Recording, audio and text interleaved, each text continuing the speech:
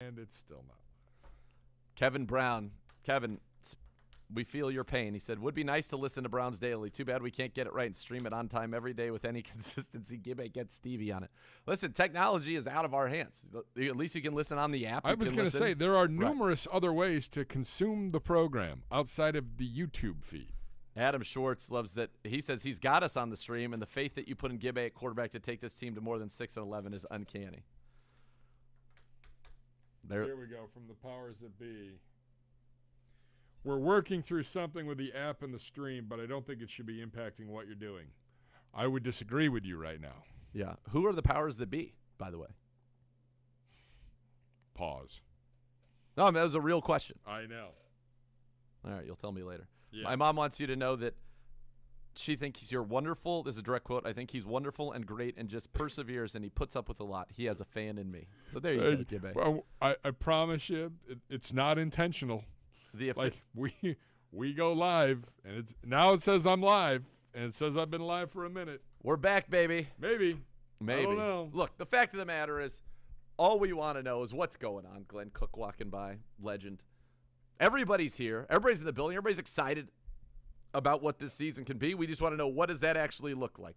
Let us know. Help me help you. That's all I want. Let us know. There it is. Let us know. So hopefully we'll get that. By the way, R.I.P. the Choco Taco. Yeah, what who wakes up and says, I'm going to take away the Choco Taco from the world? Klondike has discontinued it. I'll tell you this. I couldn't tell you the last time I had a novelty ice cream, something that would have come out of a ice cream truck coming through the neighborhood, Gibbe, because we know my thoughts on those. I can't tell you when the last time that was. What I can tell you is the last time that it did happen, it was a Choco Taco. That was and always will be the best. What is going on in the world? Ice cream. And now maybe there are some people who are skeptical, who believe that they put out that they were discontinuing it to get people up in arms to drive demand for the Choco Taco. All right, you got me. Fine. But the Choco Taco is elite. Think about it, folks. They took the cone, they turned that into a taco shell, then they gave you some ice cream and then a little chocolate on the top. It's a delight. And again, like I said, it's probably been 2 decades, probably since in my 20s, that I last had a novelty ice cream. But the last time I did, I can guarantee you it was the Choco Taco. So hopefully cooler heads prevail. The Choco Taco comes back. The stream comes back. And we get an opportunity to know what's going on. Would be nice in the world. That's all I want. I mean, we're not asking for a lot. I don't think we are asking for a lot. I don't. It doesn't feel like it. It doesn't feel like it. So the good news is all 32 training camps are officially open today. Welcome to the 2022 season. It is happening. It's full go. It comes at you fast. It is full go. Yeah. And here we go. Let's hope the weather's good tomorrow for practice, because right now that's not looking so hot. Yes. But it looks good for the weekend when the people come. So, really, that's what I would much rather see that. We can work around the weather issues. We'll be fine. We're going to be just fine. Hopefully we'll have some Choco Tacos out there. All right. Coming up on the show, we've got a lot for you here today. You can tweet me questions, but I am not going to allow you to call after yesterday's poor behavior. You can tweet me questions, and I'll entertain them if they're good ones. We can do a mailbag today if you'd like. We can organically send something to me on Twitter at Nathan Zegura or at BGSU Gibbs, and we'll check it out. Browns_Daily. We'll check it out, and maybe we'll talk about it. It'll be fun. We got around the NFL. There's a lot of news because everybody's reporting, so there's a lot going on around the NFL. We've got at 1:30, we're going to bottom of the hour, we're going to take a look at the biggest questions at each offensive position group headed into Browns training camp. At 2 o'clock, Mike Sando's annual quarterback tiers are out at theathletic.com. We're going to break those down.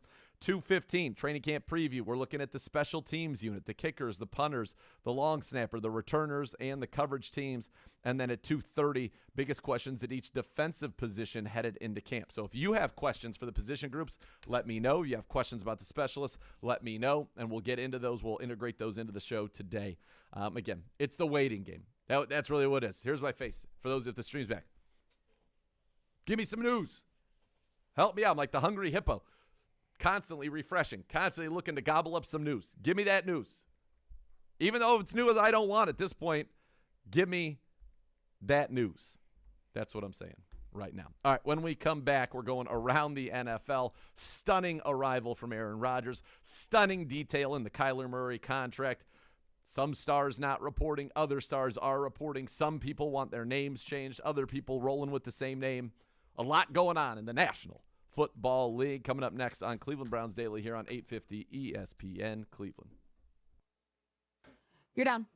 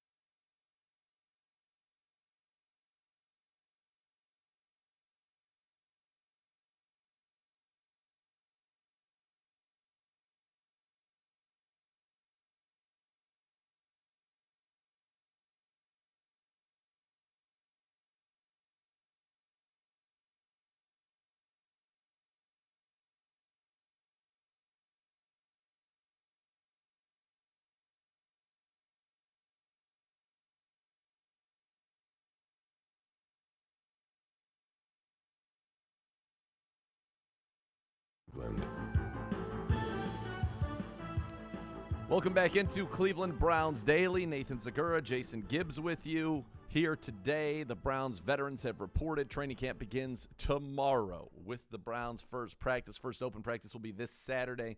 For the fans, we'll also have our first edition of Browns Live from training camp as well, coming to you this Saturday from the Cross Country Mortgage campus here in Berea. All right, some news in and around the National Football League, and there is a lot of it. Do you want to start with Kyler Murray, or do you want to start with Aaron Rodgers? We have a lot. And by the way, Joe Burrow is undergoing an emergency appendectomy right now. So Joe Burrow undergoing surgery to repair his appendix. Remember, Austin Hooper did that in the middle of the season a couple of years ago. So he'll be out a couple of weeks, but the good news is he will be back maybe not even a couple of weeks because he's not going to take any contact on it. As soon as he feels pain from a pain standpoint, able to get out there and throw the ball around, he'll be fine. And obviously it's better that it happened in the preseason for them than it happened in the regular season. And he's not expected to miss any games or any time like that. All right. Let's now talk about Kyler Murray. And Kyler Murray had signed that big extension, and all of a sudden, something came out about a clause in it that is it's unique. It is, I think, in some ways damning of Kyler Murray in terms of what he had done as to prepare to be a quarterback and the lifestyle it requires to be an elite quarterback in the NFL. And the fact that his agent allowed that clause to be in there is stunning to me, because he'd say, all right, well, there's a billion teams that want Kyler Murray's services. You're taking that out. He did not. It is unprecedented. It does, however, fall in line with the CBA. The NFLPA does not believe that it violates the CBA. It's a condition on his guaranteed money. No provision of the CBA prevents such terms. So let's hear what Ian Rappaport real quickly had to say about this clause in Kyler Murray's contract. I did a double take too, and you're done. In fact, as far as I can tell, this type of language is not in any other player's contract, certainly not any big-time, big-money quarterback. But here's what it is. There is in Kyler Murray's new 5-year extension, $230.5 million contract extension based on new money, an addendum that is essentially an independent study clause. What this means is that Kyler Murray has to study by himself for 4 hours per game week. So buys, he's okay, but 4 hours per game week, needs to do it on the team-issued tablet, which, of course, teams can now monitor. If he does not do this, he is in default and will essentially lose his guaranteed money according to the addendum of his contract. It also says in there that he is not allowed to be doing anything that would distract him from studying, such as video games or TV. So yes, and this is something that was extremely important from what I understand for Cardinals owner Michael Bidwill. Make this kind of commitment to someone. You want him to be the face of the franchise. There is significant workout bonuses for the offseason. They want Kyler Murray around in the offseason. They also want to make sure that he is studying as he needs to be based on the kind of commitment they gave him monetarily. So it was important to put it in the contract. Kyler Murray, from what I understand, gets it. You're up. Agreed to it, but it is certainly unique. So what in the world has Kyler Murray done in the last few seasons that has forced the Cardinals to put this in there and that he would accept it? How bad were his study habits? That has to be put in there. And you're right. How does the agent allow that to happen? Because you don't want that stigma getting out about your client. You certainly do not. And that's the thing that I am amazed that this did get out. That this is something I can't imagine. The Cardinals would this. It doesn't benefit anybody for this getting out. It makes the Cardinals look like you just gave 170 guaranteed to a quarterback that you think doesn't study and doesn't do the preparation that he needs to be an elite quarterback in the league. On Kyler's side, he's absolutely acknowledging that he has not studied the way that he needs to be a franchise quarterback thus far, and is okay having his guaranteed money linked to a clause specifically demanding that he does so. And by the way, that's not the only thing that's in this contract. That's not the only what I would call rather large stipulation for Kyler Murray. It also includes a very broad no baseball clause. Murray's deal includes I would do that. A very broad clause that triggers a default as to his guaranteed money in the event that he has any involvement with organized baseball. if Murray, quote, participates in any type of baseball-related activity, including without limitation, a tryout, workout, practice, scrimmage, exhibition, or game for any baseball team in any baseball league. What? Yeah. In past years, some Can't play in like the charity softball? Well, that's not for a baseball team. So that I bet he would be able to do, like play in a charity softball. It's for any baseball team in any baseball league. In the past years, some contracts, is from Pro Football Talk, included language that allowed teams to get a court order blocking a player from playing baseball. The Bucs did that with Jameis Winston's rookie deal. That is yield to, at most, a clause wiping out the player's guaranteed money. That's the risk Murray takes if he has any involvement with a baseball team.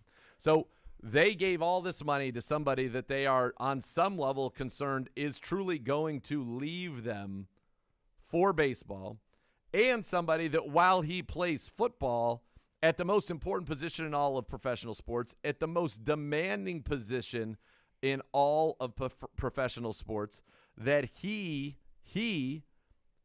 has not done the requisite work to be great. And perhaps that's why they have had these second half swoons. Now, part of us said maybe it's because of, what's going on with Cliff Kingsbury, right? We've said maybe that people figure out his offense. Well, what if it's because once people identify what Kyler likes to do and do well, he's not doing the work to have those counter punches, and yet they've rewarded him with this franchise contract? It opens up a big can of worms. Nobody benefits from this clause becoming public. Absolutely nobody. And so that, to me, the fact that it's in there is a red flag. The fact that it's become public is a double red flag. That's not to say it can't work out, but it's odd that he's got that. That has to be in there. It's not a good look. I know you don't like that term, but there's something like, number one, I think it's weird that the owner is demanding it. That's kind of strange, and that I don't know what that is. But number two, bad job by Kyler's people to allow that to be put in. Bad job for them. But I mean, if that's how the only way, if that is what came down to him getting paid or not paid, there are plenty of things to be alarmed about there. Yeah. Here's something else from Jerry Jones's press conference, which is becoming very newsworthy. He said he took, quote, dead aim at now Cleveland Browns wide receiver Amari Cooper. Said, when you make that much money, the bar is higher. It's about availability. It's why you are unavailable.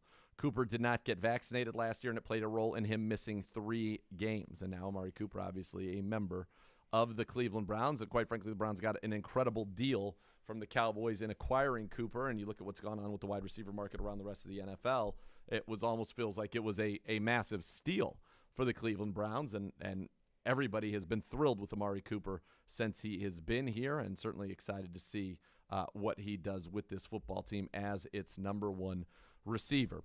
So that is the Kyler stuff. Now you've got Aaron Rodgers showing up to Packers camp looking like Nick Cage from Con Air. It's an absolutely stunning piece of video. He chucks his backpack. It's shot in slow motion, so you can see his hair blowing in the wind. Cousin Sal said it best that, the thing that he's most concerned about watching this video, that the Packers should be the most concerned about, is how slow he looks compared to recent years, which was, I thought, a great little bit from Cousin Sal there. Warren Sharp posted a good one, a good clip, set to a famous quote from Con Air involving Nicolas Cage. Please tell my daughter I'm sorry, but I couldn't leave a man behind. Like, this whole thing as he's walking, it's brilliantly put together. Yes. McAfee was like, dare I say, going back to back. I mean, this is the content that this is what I need in the world. Yes. I need more Aaron Rodgers. More Aaron Rodgers. Just do it. By the way, the stream's back. Yeehaw. I've been working hard. The waiting continues, but the stream is back. There will not be more Darius Leonard. Colts star Darius Leonard saying that he will now go by Shaquille Leonard, which is what his family calls him. It's his middle name. So Shaquille Leonard is one of the best linebackers in professional football. Bill Belichick on Mac Jones this offseason saying, quote, I've seen dramatic improvement. All right. I would hope so. I didn't think he was that great last year, but I certainly think he faded down the stretch. he had some moments. He took it to us. We'll see how that goes this year. They took it to us. Yeah, we will see how that goes this year. From Cincinnati, no Jesse Bates. The safety refused to sign his franchise tender. He will hold out. He will hold out and did not report to camp today. And we know how a lot of people in that organization feel about his importance. Joe Burrow saying that he is as important as anybody to their success and wants Bates out there. And so we have a little bit of an impasse right now. They're saying they have no doubt that he will be ready to go when it is time. Now, the big story Mike Brown talking about as well is saying that, he wants Joe Burrow to emulate Patrick Mahomes when it comes to his expectations in the salary cap. And remember, the Browns do not have the wealth to match the clause right now where the guaranteed money must be put in escrow. So here's what Mike Brown said. I sort of like how Mahomes said he doesn't care about what those guys are getting. He's set for life with what he's got. And why isn't that a good way to look at it? I'm thinking, well, as Mike Florio notes, it's a great way to look at it for the people writing their checks. It makes it a lot easier when it comes to holding a great team together. Great players don't insist on full and fair market value. Now, some people will do that, but it's funny. Mike Brown already laying the groundwork for what could be a very difficult extension to reach with Joe Burrow. And he went on to say, part of the reason why we're doing things you see us doing, we're trying to prepare to find a way to keep Joe here, to keep Jamar here, keep T. Higgins here, and keep Tyler Boyd here. It's going to be a real challenge for us, and part of it will be dependent upon if Joe Burrow enables them to do that. And does Joe Burrow think that's what he should do? That we will find out. You're going to keep maybe two of those in Cincinnati, knowing how that organization operates. Yes. And I think Tyler Boyd would be the first one that you would divest and try to find a slot receiver that Joe Burrow enhances and elevates, like maybe the great Danny Amendola, who announced his retirement from the NFL today. Amendola, as well as Buster Screen, former Cleveland Brown, announcing their retirements. And Amendola, a great career that began back in the year 2009, which is incredible. Two-time Super Bowl champion. He started his career with the Rams, which I forgot about. 85 catches back in 2010 for 689 yards. He had 63 for 666 in 2012. Then he goes to the Patriots. He wins 2 Super Bowls with the Patriots before going to Miami, Detroit, and finishing his career in Houston. So in 2008 and 08-09, it lists him on Wikipedia because Wikipedia is never wrong. Yep. There's a little asterisk, off-season and or practice squad member only. That's how he came in. Yeah. Undrafted, 2008. Now he's a member of the New England Patriots all 2010s team. Which is wild because he never had 700 yards receiving in a season in his career. He never had 5 touchdowns in a season in his career. In fact, his years with the Patriots were 27 catches for 200 yards and a touchdown, 65 for 648 and 3, 23 for 243 and 4, 61 for 659 and 2. Let's take a look at his postseason because I'm sure that's when you're with the Patriots, that's one of the things that matters as well. And you go to this postseason with the Patriots, 10-3 in the postseason. So here it is. The guy was just better when it mattered the most. In the postseason, 57 catches, 709 yards, and 6 touchdowns in only 13 games. So he was exponentially better in the playoffs than he was in the regular seasons. He had 5 for 48 and a touchdown in the Super Bowl win over Seattle. He had 8 for 78 and a touchdown in the Super Bowl win over Atlanta. And while they did lose to Philly in that game, he had 8 catches for 152 yards there. He also had 7 for 84 and 2 touchdowns in the AFC Championship win over Jacksonville that year. So quite prolific in the playoffs for Danny Amendola. Caught passes from Mark Bolger and Sam Bradford in St. Louis. The great Tom Brady. Matt Stafford. Guys caught some passes from some pretty good quarterbacks. Yeah. They most certainly did. Stafford, obviously, in Detroit. Brady, you're right. Some good quarterbacks. Who did you say who was throwing him the ball with the Rams? Mark Bolger. That's and what it Sam looked like Bradford. on that highlight. It looked like a little Mark Bolger action there. And All right, Romo was his quarterback in '08 when he came in. So we wish him well in his next career. I guess he's going to be pursuing TV. And also we wish Buster Skrine well, who had a very nice career that began with the Cleveland Browns. I can remember he just got unfairly picked on in 2013. Well, We're in New England. We're up big. Like, we're having this great year. Chudzinski's a coach. This is my first year producing the radio network. And then Tom Brady just went at Buster Skrine.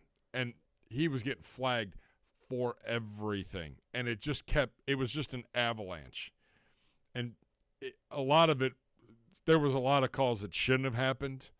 There were some that did, that should have happened. yes. And you just were like, is this guy at a crossroads? I mean, Tom Brady almost broke Buster Skrine that day.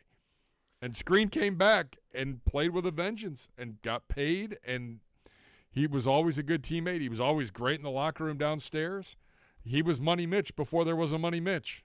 Buster Skrine began with the Browns in 2011, was a fifth-round pick, played with the Browns through the 14th season when he became a slot corner, and that's how he really extended his time in the league and became a good one. And, yeah, he was picked on very early on in his career, but when you stay in the league from 11 to 21, when you play 4 years with the Browns, 4 years with the Jets, 2 with Chicago, and then 1 with San Francisco and Tennessee his final season, reuniting with Kyle Shanahan, who was on that 2014 staff here, you know you've had a very, very solid career. 10 career interceptions for Buster Skrine, 88 passes defensed.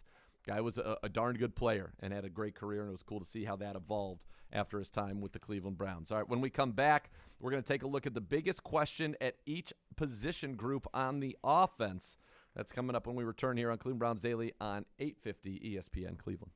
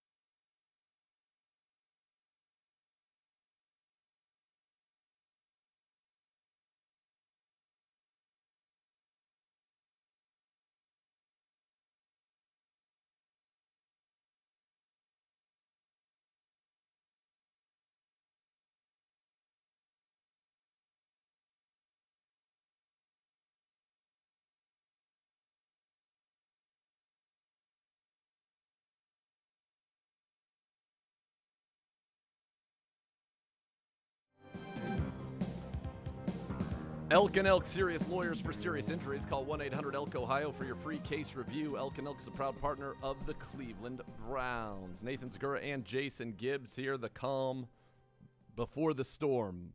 Two-way, it's true, a duality of truth in that one. Training camp officially starts tomorrow here. The veterans have reported to the Cross Country Mortgage campus. Training camp begins tomorrow. And then the other calm is we're waiting for the news on Deshaun Watson. I keep scrolling, hoping to will it to happen. It is not. It is not happening. So as of now, anyway. What is happening, though, Gibbe and I are going to go through each position group on offense and give our biggest questions for the season, or the biggest question, something that we want to see in training camp, maybe that's unanswered, maybe it's an opportunity for a player. Who knows? We'll see what it is. But, Gibbe, let's get this going. We'll start with the quarterback position. What is your biggest question for the quarterback position group? I mean, it's the take that out of it. It's the matzo ball hanging out there, but take that out. What can Josh Rosen be? Yeah. Because me personally, I think he could be more than a practice arm, more than just a training camp arm. Well, and that means that we're talking about, Josh Rosen pushing Josh Dobbs, the battle of the Joshes, to be the third-string quarterback on this team. That is certainly that's the one question I think for this roster as we go forward. The other question is, what can Jacoby Brissett be for this football team? What can he be? When he was a starter in Indy over 2 seasons, 31 touchdowns, 13 interceptions, 500 yards rushing, another 11 touchdowns on the ground. 31 touchdowns, 13 interceptions. I feel like if the Browns have a quarterback who gives them a better than 2-to-1 touchdown to interception ratio, they are going to be a winning football team. Now, he's 14-23 in his career as a starter, but this is the best team that he's been on, clearly. So if he can complete, 60+% of his passes and give you a 2-to-1 touchdown interception ratio, is that good enough to hold down the fort? I believe that it is. But we're going to need to see positive signs from him in this training camp. And so I got confidence in Jacoby Brissett. So do I. I'm good. And I'm not saying that you don't. I think the top 2 QB spots I'm okay with. Yeah, that's not a competition, and I'm okay with it especially too. Because Jacoby Brissett doesn't have to be the man. He's got talent around him. That's right. He'll have to make some throws, but he doesn't have to be the man if he's the quarterback. This is a guy who is a great leader. He is respected. He was the Indianapolis Colts Walter Payton Man of the Year in 2020. He knows his strengths. He knows his limitations. He plays within himself. So he's a guy that I don't know if you'd say, all right, Jacoby Brissett, we're going to drop back 40 times. You're going to go win us a game. But this team last year was built to win without a quarterback doing that. And Jacoby Brissett, for his career, takes better care of the football than what we have had here. And quite frankly, I think with Jacoby Brissett last year, we probably make the playoffs. Do I think in the big picture, people, you're saying he's better? I think last year he would have done better. Now, healthy Baker Mayfield, we've seen how good he was at the end of that stretch there in 2020 when the Browns went to the playoffs. I'm just talking about last year's team, what it could have accomplished with quarterback play that was in the middle of the pack in the league. I think it would have done just fine. I think Jacoby Brissett can give that to you in bursts. I think if you had to go full season with him, I think he's going to find ways to scratch and claw and get this football team wins. But that right now, that's the unknown. I know what Deshaun Watson is. I know what Jacoby is. What is he in this offense? It's the best offensive line he's ever played behind. It'll be the best running game he's ever played with. Could he be even better here with this team? By the way, it's a good defense. So I want to watch Jacoby. I have full belief in him. Anybody can step out there and stroke the trifecta like he does. He's a hashtag athlete. Then he's going to come in, as I said, well-liked and respected already in this locker room, knows his strengths, knows his limitations, and will play within himself. And I think a quarterback who does that for the Browns has an opportunity to be very, very successful for this football team, just like Case was. Case last year was 2-0 in his 2 starts because he knew what he could do. He knew the offense. He knew the system. He knew where the ball was supposed to go, and he was able to deliver the ball there. And I think that is what you would get with Jacoby Brissett, plus a little more size, a little more running ability, especially in short yardage situations. All right, running back room. Biggest question you have about the running back room? I think it's probably the same one you have, and that is how many of these guys make this football team? Who's on this roster going into Labor Day weekend? So I think you could almost put it in pen, honestly, barring an injury, that Chubb, Hunt, Johnson, and Jerome Ford make this team.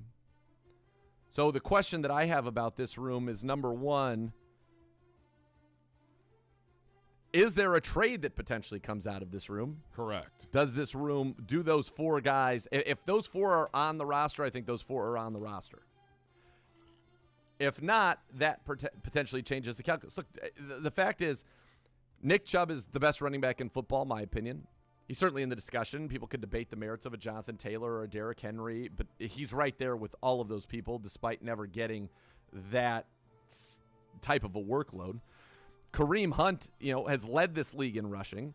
Last year was on a pace, in the first 6 games, he had 522 total touchdowns and 5 touchdowns. He was on a pace last year for 1,200 total yards and 11 touchdowns. He is the best number 2 running back in the NFL. D'Ernest Johnson is the best number 3 running back in the NFL. Last year, when he was asked to be a starter in 2 games, all he did was produce 245 yards rushing on 6 yards a carry, 1 touchdown, and added 9 catches for 80 yards. So 325 total yards a touchdown. Was the FedEx Ground Player of the Week. He was the highest graded, had the highest running grade of any running back in the NFL for the season at Pro Football Focus. And then there's Jerome Ford, who was the 5th round pick this year. So, number one, is there a trade possibility with maybe D'Ernest? I don't know, where he could go and somebody says, yeah, this guy can be the guy for us. Or do you go in there with the greatest insurance and the best, honest to goodness, the best top to bottom position group of any position group in the NFL? Because that's what the Browns have there. And then the other kind of little question is, because we're talking running backs, do they keep a traditional fullback? Or Johnny Stan's been working with the tight ends. Is it a tight end who occasionally can play fullback? And then is Demetric Felton a running back, or is he a receiver to try to make this football team? Because I think it'd be very difficult in the running back room right now with the way that it's structured. So that could change, obviously, if there is a move. But that's the biggest. Those are the questions for me in that running back room. I don't think you're going to hide Jerome Ford on the practice squad. Not a chance. No. And they've already been very impressed with him. All right, wide receiver room. What's the biggest question to you? Boy, there's a few here, but I think it has to come down to the impact that Anthony Schwartz can make on this room. Can he stay healthy? Can he be the deep threat this football team needs to open up everything underneath? Yep. How is the biggest progression you make is year 1 to year 2. So what does that look like? Can it happen? Yeah. That's it for me. To piggyback off you, it's Anthony Schwartz, right? Yeah. Does he become the vertical threat, or must you go and inquire about a Will Fuller or a Deshaun Jackson or a T.Y. Hilton? What's up? Oh, the great Allison walking by right there. Love it. Love to see it. A lot of joy in this building right now. By the way, earlier I was at her desk. Do you know what she had on her desk? A key lime pie Kit Kat. Where'd that come from? Brad Melland. Well, I think the next level. I tried it. The next level's next. You want to go get one of those? I tried it. It was. What is that man doing? He's not helping us at all. He's the nothing. No love. Well, I didn't realize that. To me, the fact that he didn't give it to us was a sign of love. But I guess that's a different way to look at things. I like key lime. It does. It was not. You'd rather have some key lime pie. It was not great. I like a good key lime pie as well. Okay. So Schwartz is the big question mark. David Bell now with this foot injury on the PUP list. When do we get him back? That's a question heading into camp. And then, who makes this team as the next receiver? Jakeem Grant's going to make this team because of his return prowess. Amari, Donovan Peoples-Jones, Bell, and Schwartz. If you need to bring in a veteran because Schwartz isn't ready, is that person? That's the last spot right there. Or you've got Jamarcus Bradley, you've got Michael Woods II, this year 6th round pick this year. You've got does Felton make it as a receiver, and does he get more slot reps now, given that you see, Bell on the PUP list? How do they use Jakeem Grant in this offense? Got some really creative and really smart people calling plays. Yeah, and Jakeem Grant has got over 500 yards receiving and a couple of touchdowns just as a receiver the last 2 years. Jamarcus Bradley's been with the team for a couple of seasons. Javon Wims is a 4-year veteran and stands 6'4". Isaiah Weston, who's a lot of people are excited to see him. Can he shock the world and just be the burner? He's 6'4", 214, flies and averaged 24 yards a catch last year at Northern Iowa. So Mike Harley Jr., I know that Chad O'Shea likes what he's seen from him already, the all-time leading receiver in the history of the U. Can he be somebody that makes an impact? But really, for me, the wide receiver room all comes down to Anthony Schwartz. Is he ready to take a huge, huge step forward? That's the question. Yeah, I don't know. I'm excited to find out. I mean, that's, I think we're also expecting big things from DPJ. The door's open now for him. That I have no doubt about. Like that, I'm supremely confident in Donovan Peoples-Jones. All right, let's go to the tight end room now, Gibbe. Biggest question for the tight end room. I mean, can the Chief live up to the hype? He deservedly got the contract. Now, this is not a 3 tight end set anymore with Deshaun Watson in the fold. He's going to be counted on a lot. It's a very young wide receiver room. He's got to be the man when it's time to be the man. And I believe that he will live up to that contract. I think that he is certainly ready. I know the Browns are ready to see that go forward. My question is, Chiefs number 1, Harrison Bryant's number 2. Who's number 3? Does Miller Forrestall become the 3rd tight end, the former undrafted free agent out of Alabama? He's had a nice spring, and I realize it's not as important a position as it would have been perhaps last year, but I think if Jacoby is starting for a while, we'll see more of the 3 tight end stuff than we will with Deshaun Watson. So, or do you need to go out and get a veteran to complement the Chief and Harrison Bryant? Does Johnny Stanton make this team?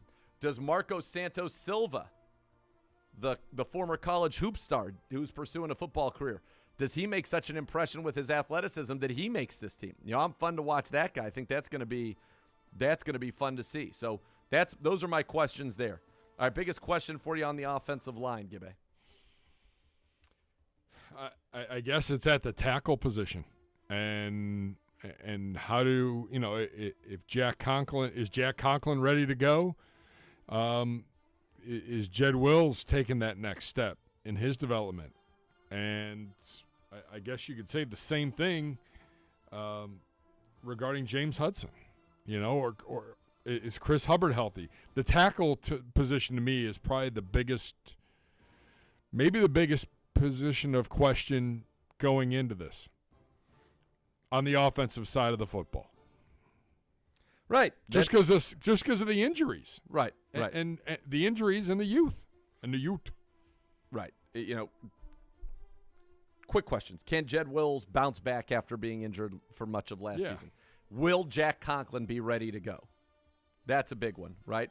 Now we've got great depth. How does that shake out? You've got Chris Hubbard, you got Hudson, you got Posick, Dunn, Blake Hance.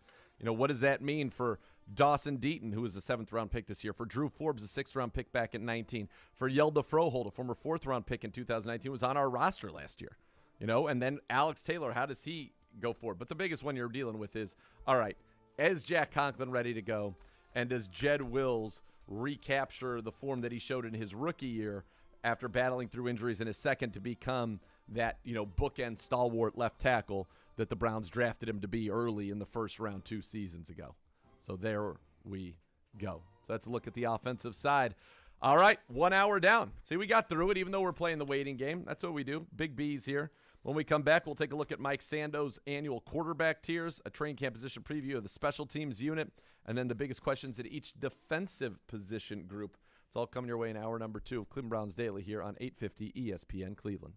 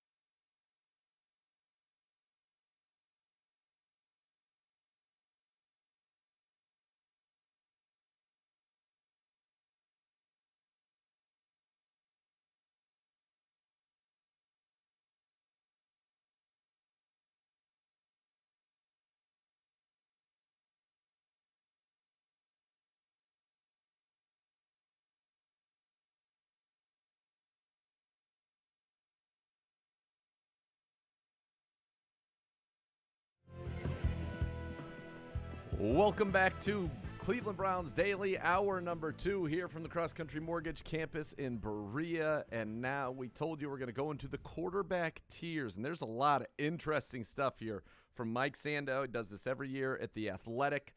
And you get some interesting comments as well about the various quarterbacks. Do you? You get a lot. There's no doubt. And so in 2022, 50 NFL coaches and executives have shaken up the elite ranks for 2022, the 9th incarnation of his annual survey. Tier 1. A Tier 1 quarterback is basically the guy that can do it all, right? That's the guy that can win you the games when you need him to win you the games. He can pass when the other team knows you're going to pass. He is the franchise. He is the man. And, in fact, the exact word he has is a quarterback who can carry his team every week. The team wins because of him. He expertly handles pure passing situations, no real holes in his game. Number 1 in Tier 1, Aaron Rodgers, who has been in Tier 1 since every year, basically. This is the 8th time in 9 years of the quarterback tiers balloting that he's finished no worse than tied for the top spot. He is the standard Tier 1 for quarterback play. A defensive coordinator said, I can't wait to rate him as a 2. That'll be the favorite day of my career. So he's number 1. He's a Tier 1 guy. Mahomes, a Tier 1 guy as well. A single contrarian voter prevented Mahomes from tying Rodgers at the top. That voter, veteran defensive play caller, thinks there were times last season when Mahomes failed to read defenses the way top-tier quarterbacks do. And there was some knock on that. Teams played a lot of cover 2 and that he wasn't able to deliver the way he wanted. Tom Brady coming in at number 3. That he's Tom Brady. I mean, what do you want? Quarterback's coach said he's a 100%. He can carry that offense. He is that offense. He has an all-star team around him, but look at how that team oozes confidence now. They have 12 back there and playing. You still have to give the due to 1, a defensive coordinator says.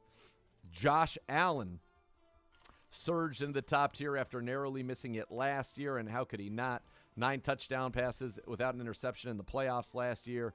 As a personnel director said, he's proven he can handle big moments. He gives guys opportunities to make plays. 9 times out of 10, they make it. You can see the maturity. He used to make really egregious throws. It creeps in every now and again, but he's a big-time passer. Look at his voting average. In 19, he was like at a 3.69. Yeah, because his rookie year, he was not good, but he has progressed. He was a guy that was a real project. It's remarkable how well he's progressed. And he's worked hard, and he had the same offense, the same coach, the same offensive coordinator and play caller for the first 4 years of his career, and I think that continuity certainly helped him. Now, he's got to change there, but with the offensive coordinator, Brian Daboll, now the head coach of the New York Giants. So we'll see if that impacts him, if at all. But at this point, he feels very, very well established. He is a definite 1. Justin Herbert moves up to being a 1. He is the 5th quarterback in that 1. An offensive coach said, I was so impressed with him live. He has a chance to do something special. The best pure thrower of the 3 young guys. I didn't realize he was that athletic. One of our studs was chasing him down. He got around him and was laughing at him the whole time. Competitive spirit, athletic ability. I saw a freaking stud in our game. I mean, he was a stud when we played him. There's no doubt. Yeah. Another voter said he's kind of like a bigger version of Aaron Rodgers. When we played them, I was like, dang, I didn't know this dude could move that well or he was that accurate. 5, 6, 7 years down the road, I think he will be the guys one of the guys we talk about in the big 3. I think it's still high. I think I need to, I know what he's capable of, but a lot of anointing going on there. And I don't know about the coaching situation there. Well, he's aggressive, and he's got the talent, I think, to back up that aggressiveness. So we'll see. But I was very impressed with Justin Herbert. Joe Burrow, also in Tier 1, making his debut there. A GM said that he is a young Tom Brady. I think Herbert has shown he can do it in doses. Burrow's a step ahead. I think his mind is a lot quicker. He wins with his brain. So he's smart, and a lot of people think he's like a bigger, better Drew Brees. And if he has that career, look out. He is a very, very good player.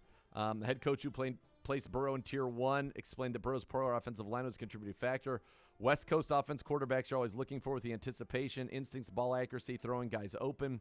You just don't see that at a very young age coming out. And I'm talking particularly from the drop-back phase. I'm a fan. I'd put a 1 on him.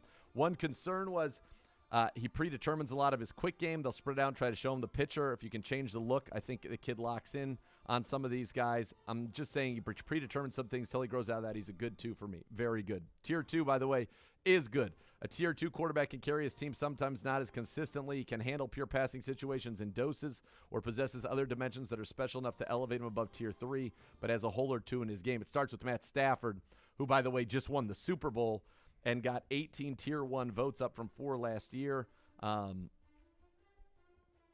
All the talent in the world. You get him in a good situation, and he wins. I mean, he won the Super Bowl. Russell Wilson also in Tier 2. He comes in at 8th. And Deshaun Watson comes in at Tier 2 as well, finishing 9th. So he got a lot of votes in different areas because of the uncertainty around him, which we were all hoping to end there. But here's what a defensive coordinator said. I know that the situation is what it is, but he is a 1. I mean, I'm just rating him as a football player. He is a 1. He is legit. You can put the game on him. They were bad in Houston, but it was not because of him. And then somebody said at the end, it will not be hard to put Watson back into Tier 1 if he does what the Dolphins in Cleveland and half of a dozen other teams thought he would do if they signed him. Lamar Jackson in Tier 2 at number 10. This is the one. And this is where there's some tough stuff in here that I agree with some of it and I don't agree with some of it. Number one, I agree with this. You cannot go into a game and not account for this guy. Like, we are meeting with people every offseason to find out how they would defend this type of offense. At the same time, I can see why you go anywhere from 1 to 3 with him. If he has to drop back and throw the ball, it's not the same. But if he's on rhythm, they're running the ball, they're running play action off it, you can't account for him. He's going to kill you. That is right. He is that good. Here's another defense coordinator said if he has to pass to win the game, they win in the game. He's so unique as an athlete. He's a really good football player, but I don't care if he wins the MVP 12 times. I don't ever think he'll be a 1 as a quarterback. He's a 1 as a football player, but not as a quarterback. So many games come down to the 2-minute, and that is why they have a hard time advancing even when they are good on defense. Playoffs are tight. You have to be able to throw the ball. He is just inconsistent throwing the ball. It's hit or miss. So, and I think that's part of the reason why, and I don't agree with that statement the way that it is made, by the way. I think Lamar Jackson's very dangerous. Now, he's shown that he can throw the ball in certain situations. In other situations, he hasn't been as consistent as some other people. And people saw last year, that game in Miami where they just blitzed him, and that kind of changed things for him. But I'm sure they will have an answer. But the fact is, receivers don't want to play there. And that is something that the Ravens have to think about when they're considering, do they give him a big contract? And, of course, they should, because what are the alternatives? Another offensive coach said to me, it's nonsense to say he's not in Tier 1. He's one of the more special talents to ever play the game, and Baltimore is a contender because of him. I couldn't agree with that anymore. That is true. He is a special talent, and he is the reason they are as good as they are. Number 11, Dak Prescott in Tier 2. Derek Carr in Tier 2 as well. I don't know if I agree with that. Well, we'll find out. If he's not Tier 1 after this year with Darren Waller, Devontae Adams, and Hunter Renfrow, he's never going to be. Kyler Murray in Tier 2 as well at number 13. Better study hard. Matt Ryan almost into Tier 4 for the first time in 9 seasons in the balloting. He had been a 1 at times, even a 2, but he still lands in Tier 2. I still think he can play. An evaluator said if you give him the run game and protect him, especially if you can protect him up the middle, he can throw it well enough, and he's smart enough to keep the train going. With the Colts, I think he's got a great chance. With the Falcons, he didn't have any help. Matt Ryan physically has less ability than the guy they got rid of in Carson Wentz. What they're hoping is he's a better leader and less mistake prone. Reich wants someone who can control the offense. I think they're going to work well together, and Matt's a good manager. He's going to take care of the ball, go to the right spot, so I think it's got to be a better pairing. So 14 quarterbacks in Tier 1 or Tier 2. Real quickly, Tier 3, legitimate starter, needs a heavier run game and or defensive component to win. A lower volume drop-back passing offense suits him best. I would say that's probably true of Matt Ryan at this point. Kirk Cousins heads up this tier, and some people think he's very skilled, not a natural leader, they say, but he's been playing consistently at a high level. He's a more consistent passer than Matt Ryan. Kurt's not learning new teammates, so we'll see where he is. I think they're about the same. About the same. Garoppolo into that Tier 3. Ryan Tannehill in Tier 3 makes sense. Mac Jones in Tier 3. Baker Mayfield at number 19 in Tier 3 as well. Jalen Hurts and Carson Wentz in Tier 3. Jared Goff in Tier 3. Trevor Lawrence in Tier 3. Jameis Winston in Tier 3. Tier 4 quarterback could be an unproven player, not enough information, or a veteran who ideally would not start all 17 games. They've got Justin Fields, Tua. I thought he was the most accurate quarterback in the NFL. I heard Tyreek Hill say that. Davis Mills, Zach Wilson, Trey Lance, Dan Dimes, Marcus Mariota, Sam Darnold, Mitch Trubisky, Drew Lock. So the earliest Steelers quarterback appears is in Tier 4 with Mitch Trubisky, number 33. Tier 5, quarterback best suited as a backup. They've got Geno Smith there as the 1. So Kenny Pickett not ranked in this tier list, but you'd have to imagine that he'd be down there as well. And so there it is. But the Browns have a guy that is a Tier 1 talent. Everybody acknowledges that, and that's why they made the move they did, to be in that tier. How is Carson Wentz 20th? And Jared Goff is behind him, Trevor Lawrence is behind him, and Jameis is behind him. I get Jameis was hurt, so maybe you can make that argument. Jameis, I think, I'd much rather have Jameis. Yeah. People, for whatever reason, Carson Wentz gets a lot of opportunities, I think, because he he played just like keeps an getting MVP chances. that time. I mean, they couldn't wait to get rid of him in Indy. They couldn't wait to get rid of him. They were done. They don't let the door hit you on the way out, and yet he still fetched a decent haul. He got, I think, a couple. If I'm not mistaken, didn't they get a 2 for him, which is wild. Some news out of Seattle. Ian Rappaport reporting Seahawks star running back Chris Carson retiring from the NFL due to a neck injury. Seattle will officially release him with a failed physical designation of the CBA that allows Carson to receive several million in injury protection benefits. Seattle does right by him. He won't make a retirement statement just in case his neck dramatically improves, but this is where it stands. And the Seahawks, as they did with Cliff Averill, Cam Chancellor, and others, make sure he gets his money, thus the official designation. And then, that team's got Rashad Penny. They drafted a running back, but, I don't know what they're trying to do. I don't know that they're a team that would go trade for anything. We'll see. I don't think that they'd be a team that would be interested in making a trade to try to get better. It doesn't feel like they're trying to get better. No. And it said the Seahawks have been preparing for this case, and that's why they drafted Kenneth Walker at number 41 overall, and they've got Rashad Penny back, who they signed as a free agent. So they're fine in that. Well, and how about out of your neck of the woods in 49er land? Kyle Shanahan says he, John Lynch, and Jimmy G spoke this morning. Everyone is on the same page. We have moved on to Trey. Shanahan says they don't plan on Garoppolo practicing with the team. Expects the physical to go well today as it did with Garoppolo's doctor. Hope is that a trade to a team Garoppolo wants to go to comes together ASAP. Yep. But who's trading for him when you know that they want to get rid of him? Well, no one's going to give you what you want. I think they're going to take what they want, and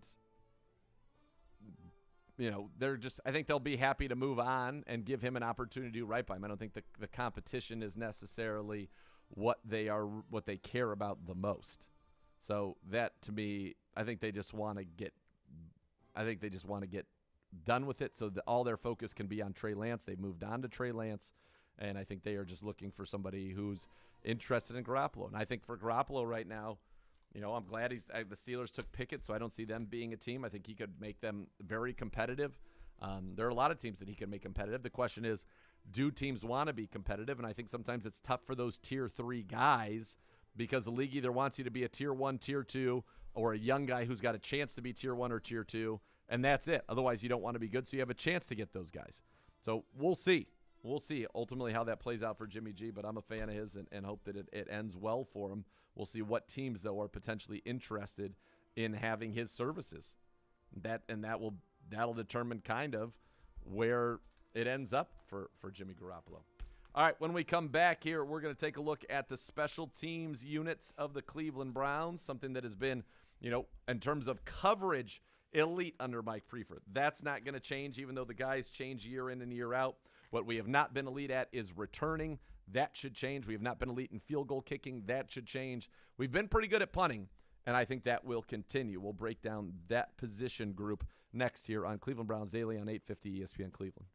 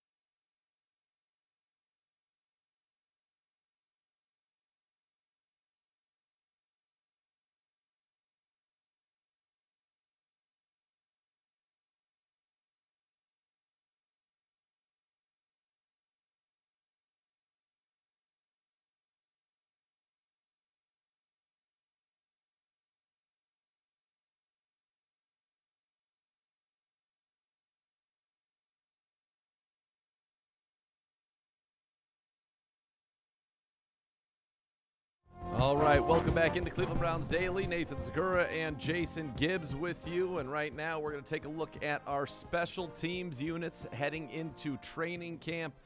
Really only one job even up for grabs in the special teams in terms of the core. Your kicker is Cade York. Your long snapper is Charlie Hewlett. Your returner is Jakeem Grant. There is a battle, though, between Corey Bojorquez and Joe Charlton to be the punter. The coverage teams will be made up of the guys, some that we are very familiar with and some new names and faces depending on who kind of fills out this roster. Your bottom tight ends, your bottom receivers, your bottom linebackers, your bottom safeties and corners and running backs. Those guys are going to play special teams for this team. And if Mike Prefer is known for anything, it is consistently great coverage units, so I expect that to continue. We'll start with our kicker, Cade York, the Browns' 4th-round pick out of LSU this year, was the first kicker taken and one of the earliest kickers taken in a long, long time. He's got a huge leg. He went 15 of 19 from 50-plus in college, including a walk-off 57-yarder in the Fog to beat Florida. He won a national championship. He knows about kicking in front of 100,000 people as he did in the SEC. He knows about big games. He knows about pressure. Mike Prefer, our special teams coordinator, absolutely loves him.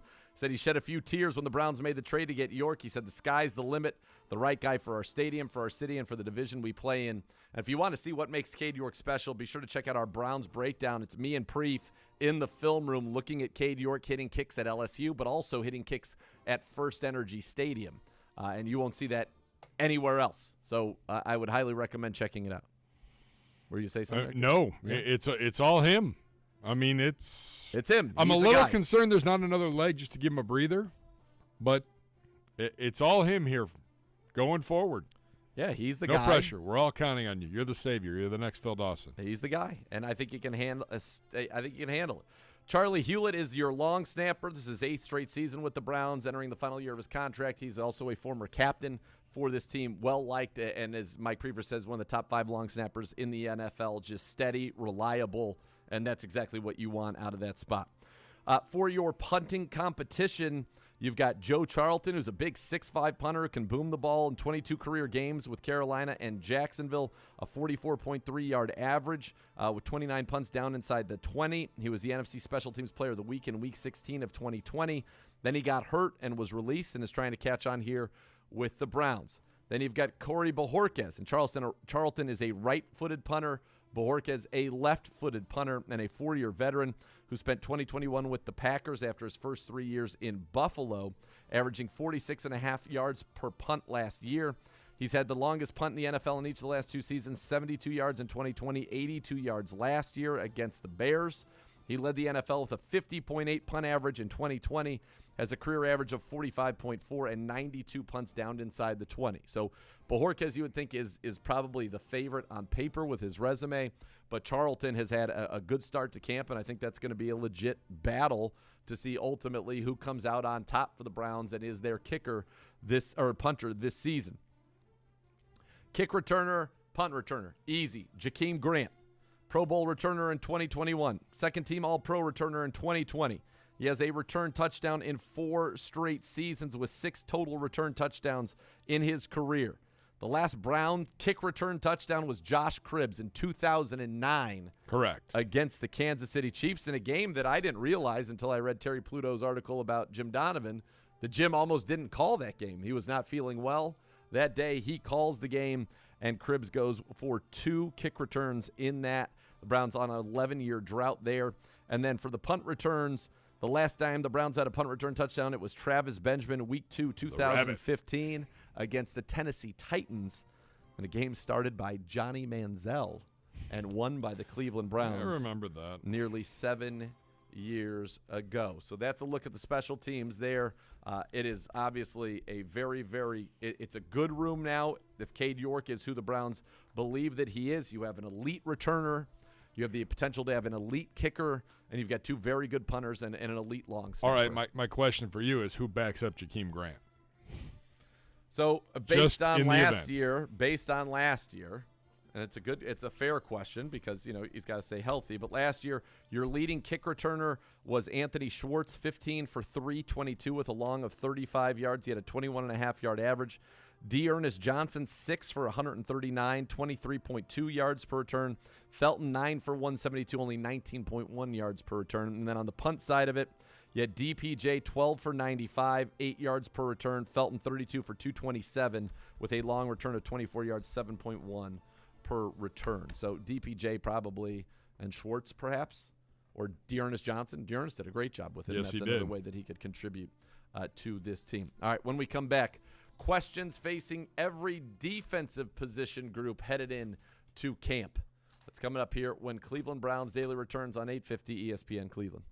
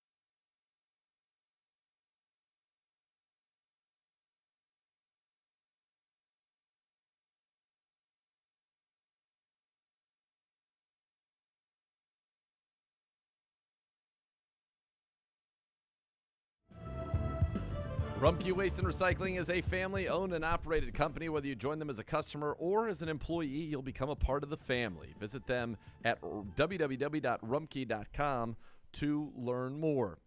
From Jamison Hensley in Baltimore, Ravens outside linebacker David Ojabo officially a holdout. The second-round pick yet to sign a contract did not report Tuesday. He's the only Ravens player not to report. Good news. Holdout all preseason. Great. Well, Perfect. It's an odd one because he's not ready to play anytime soon. So what's the difference? I don't know. I don't.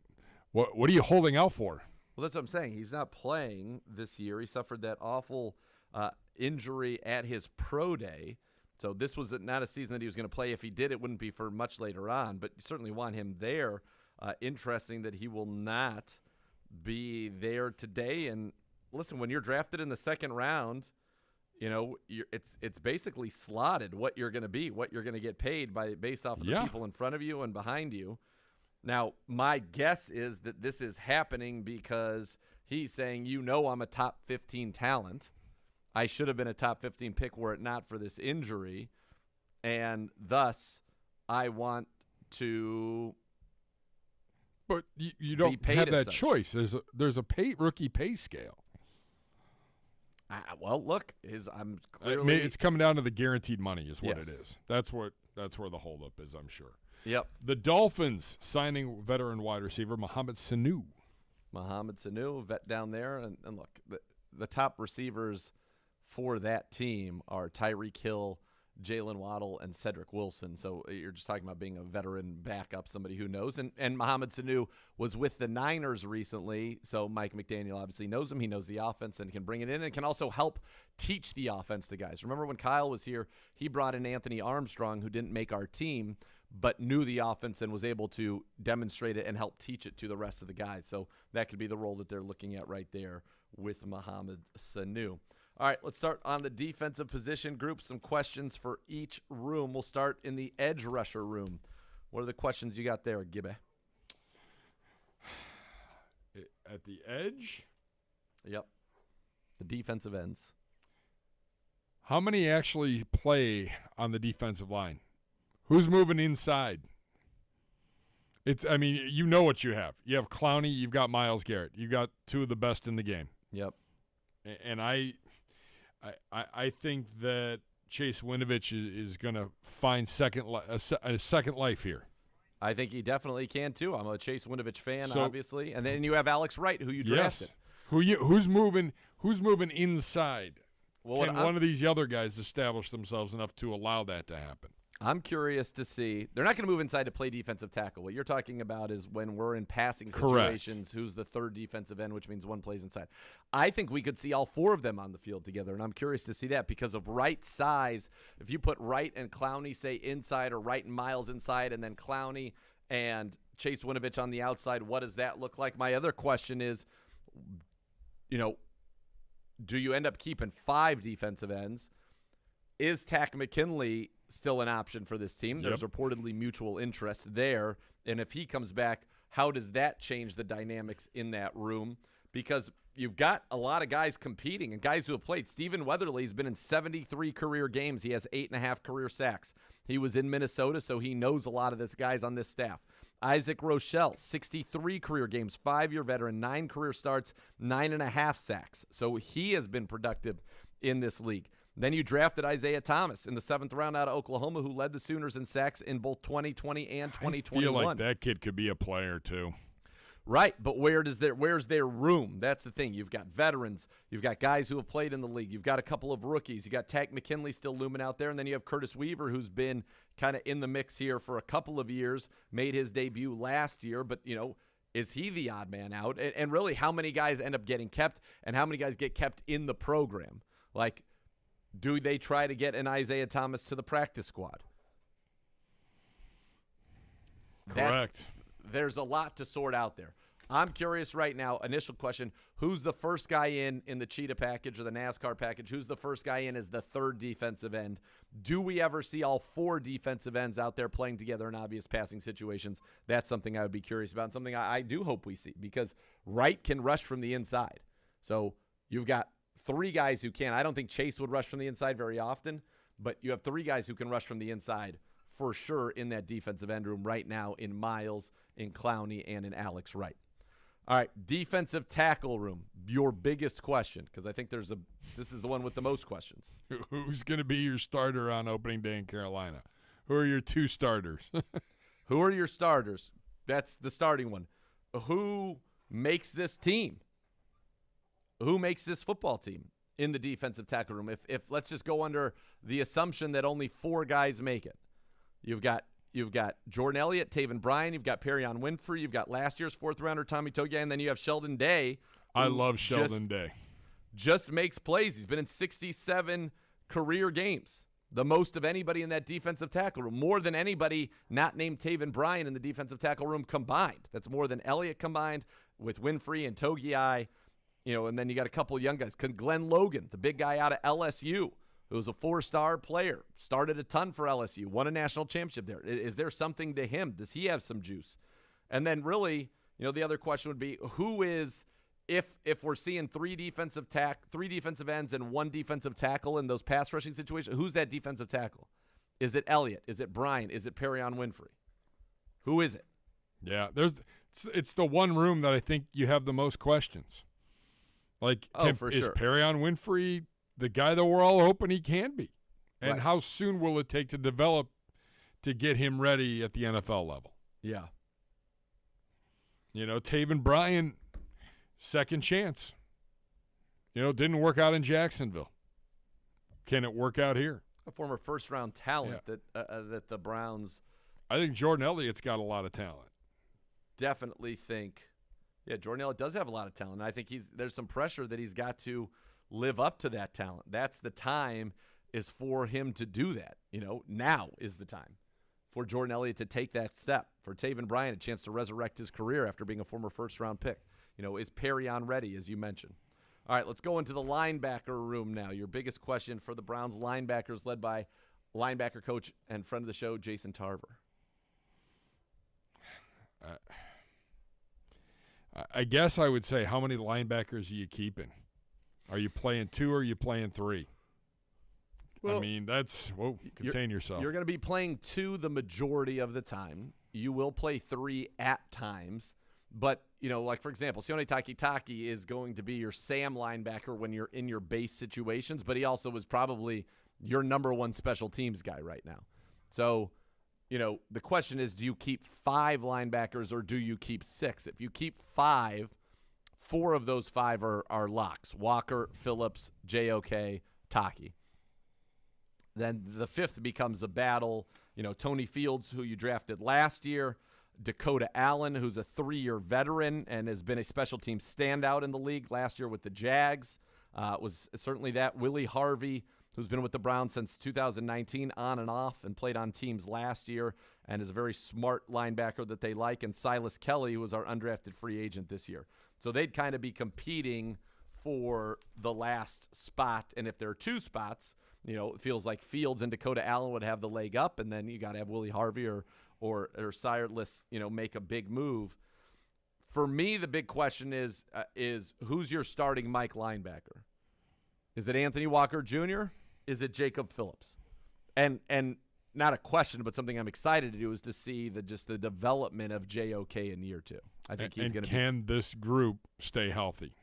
I think that he's going to become an absolute superstar. So I'm pumped to see that. Yeah, there's a lot of talent in that room. A lot more talent than I think maybe people originally gave them credit for a year ago. But you got to see the talent realized. Can everybody stay healthy? Yep. And make plays and be the playmakers and fly all over the field as we envision them. I think he will. I mean, you just go through the accolades really quickly. He's the Browns' third highest grade defender among the starters, fifth highest graded rookie defender, sixth best linebacker overall, period, was on numerous all-rookie teams, tackles, pass breakups, forced fumbles, sacks, tackles for loss. He did it all. I think that he has such a bright, bright future. I'm excited to see that. The guy that's really the question mark is Jacob Phillips. Every time we see him, he's really, really good. We just haven't gotten to see him nearly as much as I think anybody wants in this building. But if he's healthy. There have been flashes. If he's healthy, is he the guy? Yep. Because Anthony Walker's flat out solid. 100 tackles, 109 tackles a year the last 5 seasons. 4 with Indy, 1 with us. And a great leader. Great leader. Covered well last year. Played great. Wanted to come back. And he is back. So I like him a lot. I certainly don't think anything will be handed, but Phillips is a unique and very special athlete. So will we finally get a chance to see that? All right, cornerback room. Biggest question. Boy, if Denzel gets dinged up or, if Greedy gets dinged up and Newsome's got to move back outside, who's going to play inside? Who's playing in that slot? I think that the way they would do it, I think the better way to ask the question is if Newsome gets hurt, who's playing in the slot? Because Fair. I think that if let's say if one of Denzel or Greedy get hurt, I think that it would be Greg would be on the outside still in two cornerback formations, and then in nickel he'd come inside and it would be Greedy and AJ Green or Greedy and MJ Emerson or Denzel and AJ Green or Denzel and MJ Emerson. If both were out, it probably would be Greg in the slot and MJ Emerson and AJ Green on the outside. The question I have is who plays slot if Greg gets hurt? And my guess is, we saw some of this in mini camps and OTAs, my guess is if everybody else is healthy, the first person to back up Greg Newsome in the slot would actually be Denzel Ward. I think Denzel would go inside and you'd have Greedy and AJ or Greedy and Emerson on the outsides. Now the question is if that is the plan, and hopefully we'll get some clarity on that, if that ultimately is the plan, who goes inside if neither Newsome or Denzel are available? Who is that guy? Who is that guy that plays inside in that situation? Is it one of, Herb Miller? Is it Sean Jolly, Reggie Robinson, Parnell Motley? And these are questions that we'll get, to Jeff Howard, and we'll get some understanding of that as we get closer. But my understanding of it is now your nickel 1 is Greg Newsome. Your nickel 2 is actually Denzel Ward, given the strength of the outside. Yeah. So if those guys are both not available, by the way, that's a situation I don't want to be thinking about or dealing with, but that's what it would be. I'm excited to see what MJ Emerson can do. As am I. And does he get more work in that dime role? Is that something that ends up being his way to play as a dime guy? He's not afraid to tackle. He's physical, and he's a big guy who can cover, I think, tight ends in this league. So does that come to fruition? Is that MJ Emerson's path? All right. Let's go to the safeties real quickly here. Gibbe, any questions in this room? I mean, maybe just a depth on the back end. Who ends up making this team? I mean, you pretty much know what you're getting. I think we're expecting Grant Delpit to burst onto the scene here. In this his, second full year? Yep, second full year, third year in the league, but second full season. Correct. John Johnson, JJ3 was walking in this morning. He's on our social media. Year 6. It's a big year for him. And he said, I'm in great shape, best shape of my life. It is that season. I mean, you know what you get with Ronnie. Richard LeCounte, can he hold off the competition on the back end? Yeah, I think that's good. I think, John, with Grant's ascension, John gets to play close to the line of scrimmage like he did with the Rams, and that's where he's the most effective. You got Ronnie back, your top 3, and Ronnie was great in 2020. He struggled last year. We know that, but I think he's been humbled. I think he's ready to come back and be a stud and a very good dime defender for this football team. Now, you mentioned Rich LeCounte. He right now would be the 4th safety. He could get pushed. DeAnthony Bell is an undrafted free agent out of West Florida that they like. Jeff Howard likes him. He can run. He's always in his playbook. He knows where to be. So could he push Rich LeCounte? Nate Metters is a guy that spent 19 in Minnesota, has been in 3 career games. They know him there. Jeff Howard knows him. Jeff Howard was the assistant DB coach when he was an undrafted free agent out of UCLA. So he was brought here, obviously, for a reason. And then Luther Kirk, the 4th, an undrafted free agent out of Illinois State, who has spent time with Dallas, Minnesota, and Atlanta. That would be the other safety. But right now it really feels like it's LeCounte's job there. He gets to start his preseason in Jacksonville where he did last year. Remember, he had the interception down there. Almost had 2 in that game. So that's kind of the big question for me. Who ends up ultimately being the 4th safety? How much of the dime do we see with 3 safeties versus, do we see more of MJ Emerson in that dime role? Those are the things to look at there. But, boy, I feel good about the back end of this defense for the Cleveland Browns.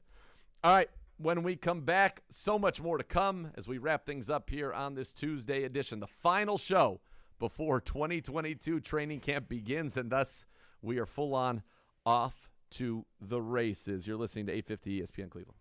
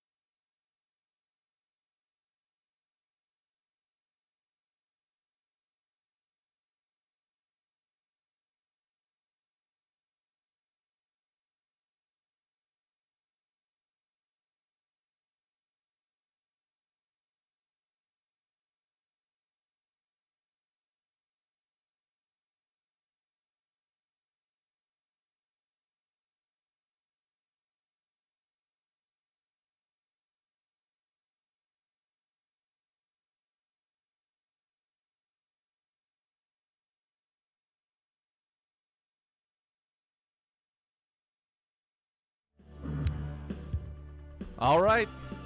The waiting continues. We have not heard from Judge Sue Robinson while we are on the air today, so the waiting continues. Hopefully it comes after we're off the air. That's fine with me. Just let's get this resolution on Deshaun Watson sooner rather than later. The football people bustling about, SAGs strolling by, because tomorrow it begins.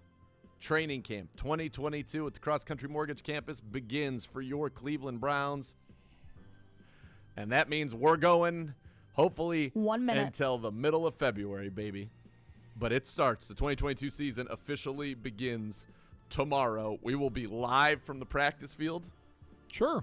We believe, for training camp practice number 1 here. So, listen, this was a football episode. You want to know all the questions, every position group, what we're thinking going into training camp.